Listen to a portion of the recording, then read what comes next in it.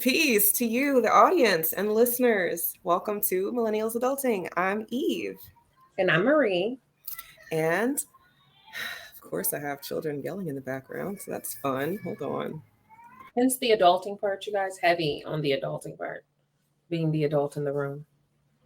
So it's Saturday. And actually, before we get started, I want to welcome y'all back and thank you for joining us for another episode. We are beta testing right now, so if you see us drop on a day that's not Saturday, well, now you know why. And if this video doesn't drop on Saturday, well, now you know why. But depending on when people are around and the most activity that we get, we try to take a gander or a peek at the data whenever it's available to see how we can best serve you, the audience. And we'd really like, or at least I'd really like to serve you some productive conversations. A lot of this internet stuff is the Wizard of Oz land. And inside of Oz, there's a bunch of people who don't know what the fuck they're talking about. And let me just be clear, I'm not saying that I even know an inkling of everything that I need to know, but I do know that I pay attention to things. And I think that if you don't pay attention to things, then life will pass you by. How you feel about that, Marie? Oh no, I absolutely agree. Or you look up and you don't have any rights or something; they're all taken.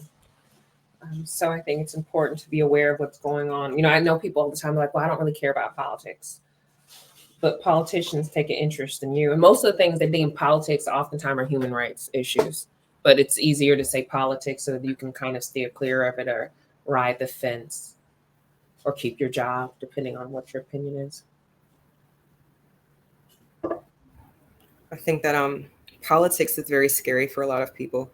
And maybe it's because they didn't pay attention in school, right? I remember back to, I want to say it was 8th grade when I took government, and I really just was learning the stuff for the test. And I think that that's a lot of us. We learn the information for the test, and now that we are at our very big ages and we can do something with the information we learned, that shit is so far gone. I mean, that was decades ago at this point. So I'm trying to figure out how does what we learned fit into what's going on, and and it's the news. Really, the news kind of circulates information in a way that would make you want to participate because there's either some fucked up shit going on or something that you want to include yourself in.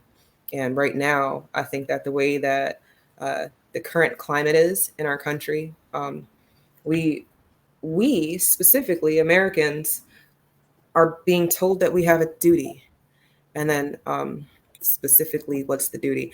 Well, Maria, I think this is going to be one of those topics where we have opposing opinions, maybe. So, to the audience, this is not an echo chamber. Maria is not Eve, and Eve is not Marie. So, we are not going to feel the same way about things. We might have similar thoughts, but I don't think that productive conversations are an echo chamber, right? Indeed.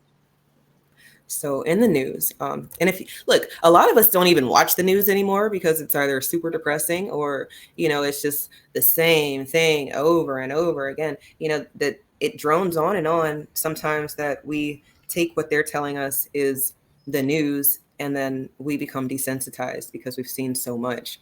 Um, Palestine is a hot topic, and as much as I don't really want to do a lot of political talk over here, I think it would be dishonest to say that as the adults in the room, we are not being forced to answer some of these questions or be accountable for some actions that happened way before we got here.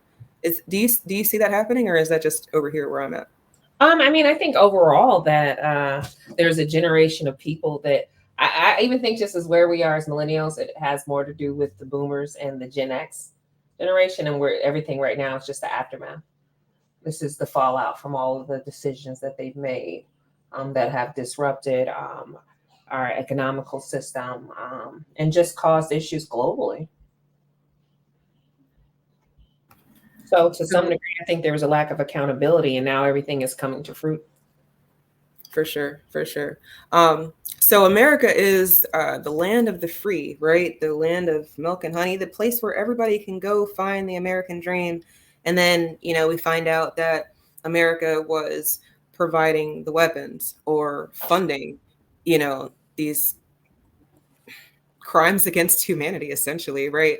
And then these people are coming from all these different places here because we got our hands dirty. And I personally, America has enough to worry about here on this landmass, on this in this one country, that us putting our hands in all these different pots, or having um, a say in all of these different conflicts, I find that it makes it very hard for America to focus on America.